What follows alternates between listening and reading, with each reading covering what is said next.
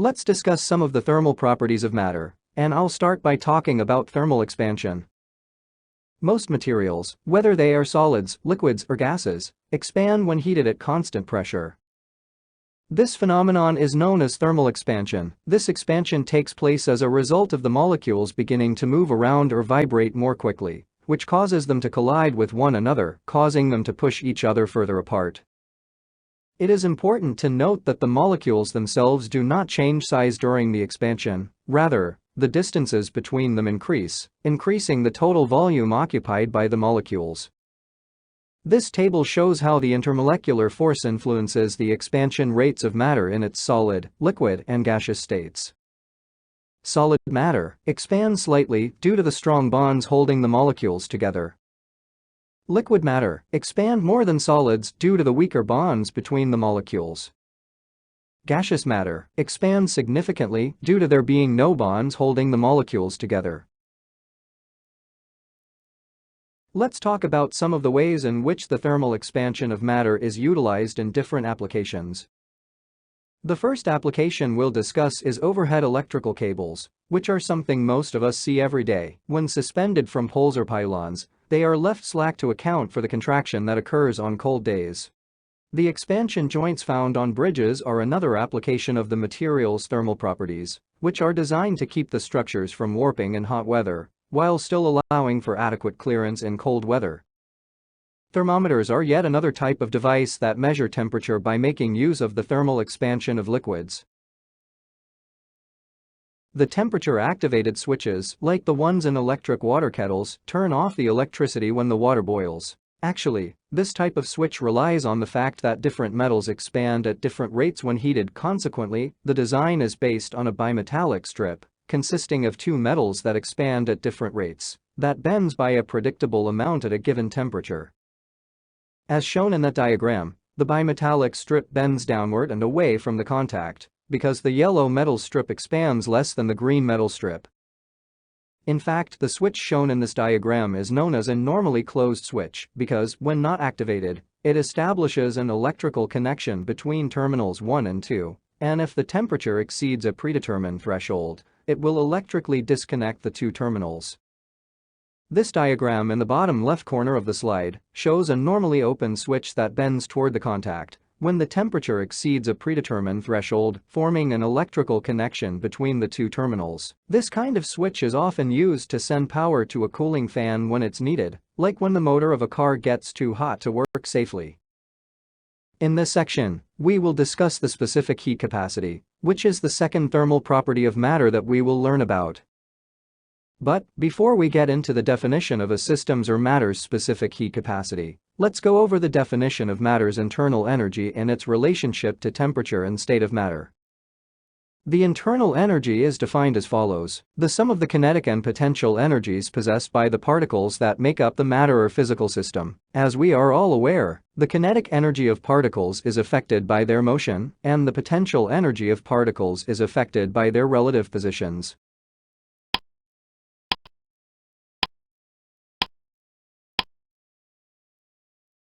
When a matter is heated, its internal energy increases due to an increase in the kinetic energy of its particles. As a result, the temperature of matter is related to the average kinetic energy of its particles. Initiate a phase transition, such as a solid melting into a liquid or a liquid boiling into a gas.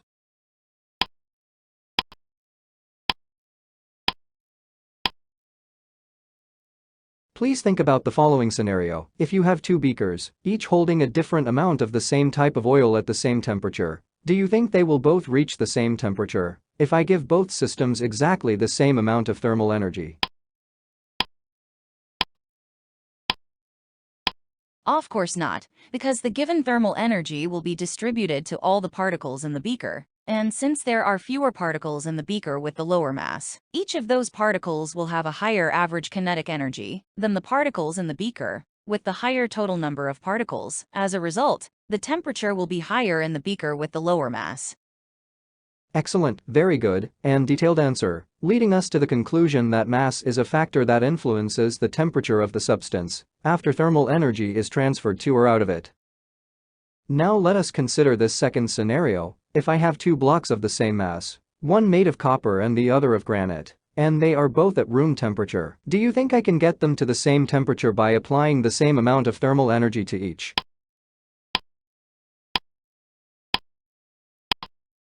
In my opinion, this is not the case because different types of matter respond differently when subjected to thermal energy. Thanks to your thoughtful response, now we are able to draw the conclusion that the change in temperature that occurs when a substance gains or loses thermal energy can be different for different kinds of matter of the same mass. Now let us summarize the conclusion that we came to after considering these two scenarios.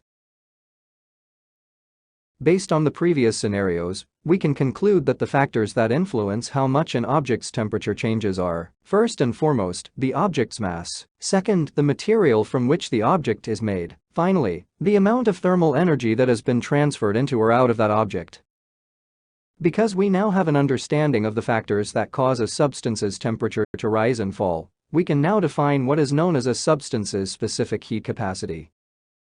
The specific heat capacity of a substance, which is usually denoted by the letter C, and has a unit of joule per kilogram degree Celsius, is defined as the amount of energy required to raise the temperature of 1 kilogram of material by 1 degree Celsius.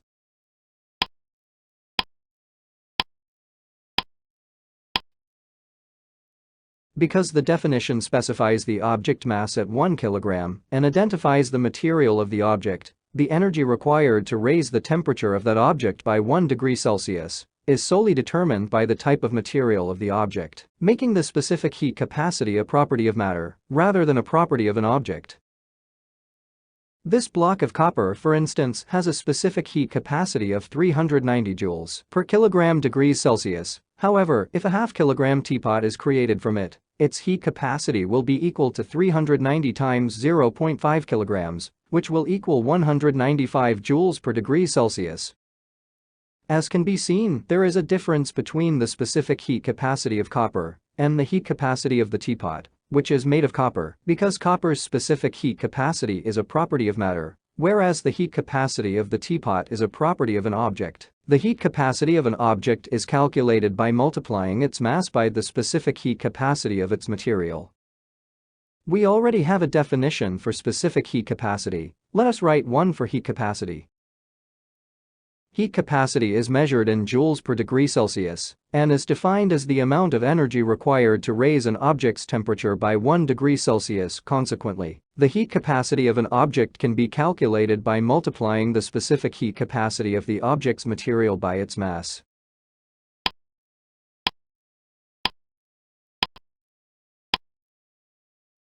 Let us now review what we have learned about specific heat capacity. To begin, different substances have different specific heat capacities. Second, materials with a low specific heat capacity heat up and cool down quickly, which means it takes less energy to change their temperature. And third, materials with high specific heat capacities take longer to heat and cool, which means it takes more energy to change their temperatures. For example, the specific heat capacity of copper is 390 joules per kilogram degree Celsius, which means that it takes 390 joules of thermal energy to raise the temperature of 1 kilogram of copper by 1 degree Celsius. However, it will take 910 joules of thermal energy to raise 1 kilogram of aluminum by 1 degree Celsius and 4,200 joules of thermal energy to raise 1 kilogram of water by 1 degree Celsius. As a result, if I begin to expose 3 equal masses of copper, aluminum, and water to an identical thermal energy source, the copper will heat up faster than the aluminum, which will heat up faster than the water.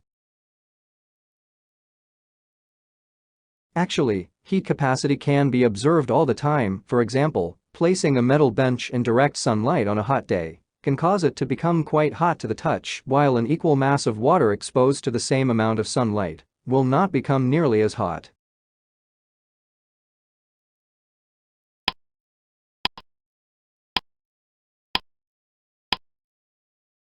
In fact, we can calculate the amount of energy required to raise the temperature of a given object by a given amount using the definition of the heat capacity.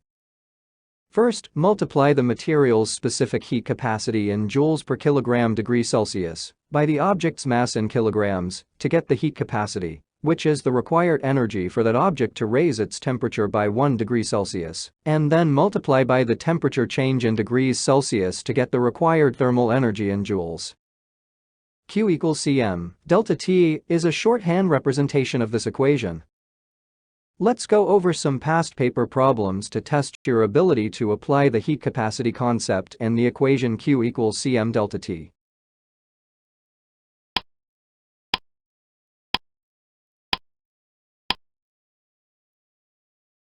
This is a question from February 2022 exam paper 4. Let's begin by reading the first section of the problem.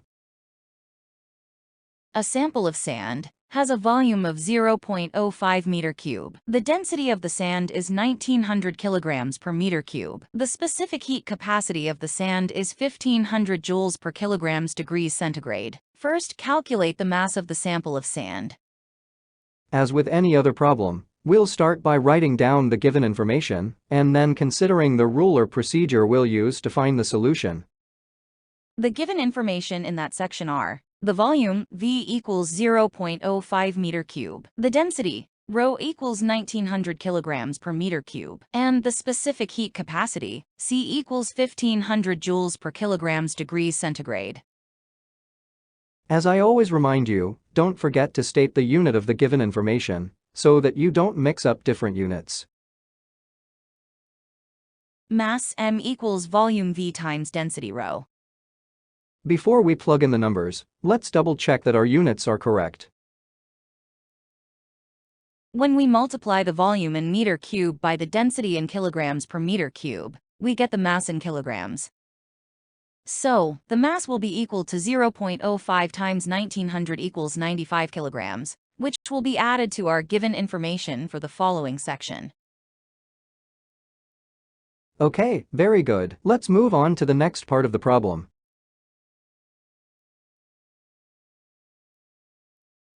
Calculate the thermal capacity of the sample of sand.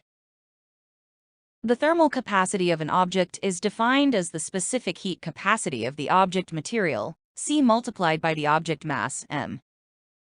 And to confirm our units, specific heat capacity in joules per kilogram degree Celsius times mass in kilograms will give us the thermal capacity in joules per degree Celsius. Now I can plug the number 1500 joules per kilogram degree Celsius times 95 kilograms equals 142,500 joules per degree Celsius. I believe that we need to go over how many significant figures you are required to use in your answer when you are taking the test. Yes, I am aware that we went over this in the first unit, but it is something that is worth going over again. Whether you're an engineer working on a design or a high school student taking a physics test, you'll be dealing with physical quantities represented by numbers measured by different devices. You will then plug those numbers into various mathematical equations to arrive at the required answer. However, keep in mind that the accuracy of your answer cannot be greater than the accuracy of the measuring devices you used to measure the physical quantity that you started with. As a result, engineers never provide their managers with answers that are more precise than the instruments used to obtain those results.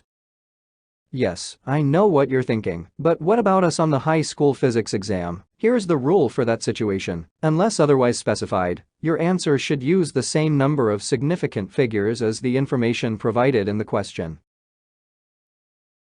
So, for this problem, we need to report the answer with two significant figures, because all of the information we used to calculate thermal capacity was with two significant figures. For this purpose, the thermal capacity should therefore be reported as 140,000 joules per degree Celsius, rather than 142,500 joules per degree Celsius. However, for further calculations in the problem, you should continue to use the unrounded value.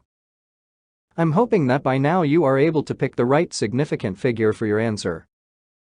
However, before we end this discussion, I'd like to say that it's my personal preference, but not a test requirement, to write numbers with a lot of digits like this one in scientific notation, so I don't leave out any zeros by accident. In case you forgot, to convert any number to scientific notation, Move the decimal point to write a number between 1 and 10, then multiply this number by 10 raised to a power equal to the number of digits you moved the decimal point to the left. If you moved the decimal point to the right, the power of 10 would be negative. For example, to convert 6,070,000 to scientific notation, I will first move the decimal point to write a number between 1 and 10, which will be 6.07. Then I'll multiply that number by 10, and to find the power of 10, I'll count how many digits I moved the decimal point. 1, 2, 3, 4, 5, 6. Then you raise the 10 to power 6. So, you could report the 140,000 joules per degree Celsius as 1.410 to the power 5 joules per degree Celsius. Both answers are correct. Okay, very good. Let's move on to the next part of the problem. The initial temperature of the sample of sand is 7 degrees centigrade. The sample of sand is heated using an electrical heater. The power of the heating element is 50 watts. Calculate the time taken to increase the temperature of the sand to 19 degrees centigrade. I'll start by writing down the given information. The initial temperature, T1 equals 7 degrees centigrade. The final temperature, T2 equals 19 degrees centigrade. The power, P equals 50 watt. We have the equation Q equals Cm delta T, which relate the amount of required energy to the specific heat capacity, the mass and the change in temperature. The change in temperature, delta T equals 19 minus 7 equals 12 degrees centigrade. Now, before I plug the number into the equation, I will check the unit's compatibility. The required energy Q in joules equals the specific heat capacity, C in joules per kilogram degree Celsius times mass, M in kilograms, times delta T in degrees centigrade. The units on both sides of the equation are the same, as can be seen here, so we can proceed. Let us plug in the numbers. The total amount of energy needed is equal to the specific heat capacity of 1500 joules per kilogram degree Celsius, times the mass of 95 kilograms, times the change in temperature of 12 degrees Celsius, which is equal to 17,100 joules. For the sample of sand to increase its temperature by 12 degrees Celsius from 7 degrees Celsius to 19 degrees Celsius, as stated in the question, a total of 1,710,000 joules of thermal energy are needed. However, our thermal energy source, an electric heater, can only deliver 50 watts, and since 1 watt is equal to 1 joule per second, our thermal energy source can only deliver 50 joules every second. So, to calculate how many seconds it will take the electric heater to deliver that amount of energy, I will divide 1,710,000 by 50, then divide by 60 to get the result in minutes, then divide by 60 again to get the result in hours, which is equal to 9.5 hours. Please excuse me, I have a question. Why do we need to review the unit every time an equation is used in that example? In fact, not all problems will have a compatible unit like this one. For example, if the sand mass was given in grams rather than kilograms, and you did not take that into account and simply plugged in the numbers, you would get a completely incorrect answer. Checking the unit allows you to confirm the compatibility of the unit you're using. Another point to consider is that we know the equation Q equals Cm delta T is correct, because the resultant unit is joules, which is the unit of energy. Okay, that brings us to the end of this section of Unit 2. Let us define another thermal property of matter before we end this part of thermal energy. This property is known as latent heat. In order to explain what latent heat is, I will refer to the temperature time graph that we discussed in part 2 of the thermal energy unit. During this period, which starts once the substance reaches its boiling temperature and lasts until all the substance turns into gas, the amount of energy that must be supplied during that period is called the latent heat of vaporization. In fact, the word latent here means hidden, since heat energy is given to the substance, but no temperature increase is observed. Also, the amount of heat energy supplied to the substance during the melting period is called the latent heat of fusion. Also, here, the word fusion means melting. Now we have two definitions to write down. The specific latent heat of vaporization has a unit of joules per kilogram, is defined as the amount of energy per kilogram required to cause a substance to change state from liquid to gas at its boiling point.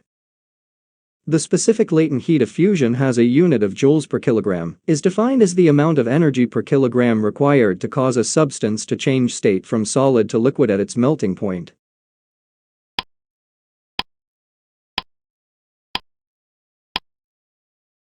This is a problem from the May 2021 Cambridge IGCSE past paper 4 exam, variant 1.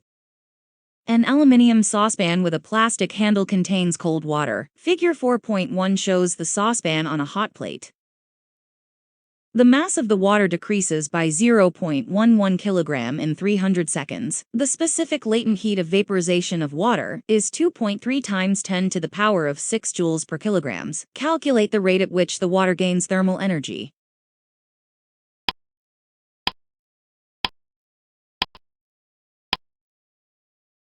Okay, rate of thermal energy gained by water means amount of thermal energy gained by water per unit time. As a result, our output will be measured in units of energy per unit of time, or joules per second, which equals watts. I will start by marking the given data by making a line beneath each one of them. Before I begin the solution, I'll double-check the unit compatibility. All mass data are given in kilograms, time given in seconds, and energy given in joules. So, our unit is compatible. I have the latent heat of vaporization of water, which is the amount of energy needed to convert 1 kilogram of water into gas. However, based on the data supplied, we are looking for the amount of energy required to convert 0.11 kilograms of water into gas. To calculate the total energy, multiply the water mass of 0.11 kilograms by the latent heat of vaporization of water of 2.310 to the power of 6 joules per kilograms to get 2.5310 to the power of 5 joules. And to calculate the rate of energy, I'll divide the total energy by the total time to obtain 843.33 watts, which will then round to two significant figures and our final answer to be 840 watts. In the next part of the thermal energy unit, we will learn about the ideal gas laws. Goodbye.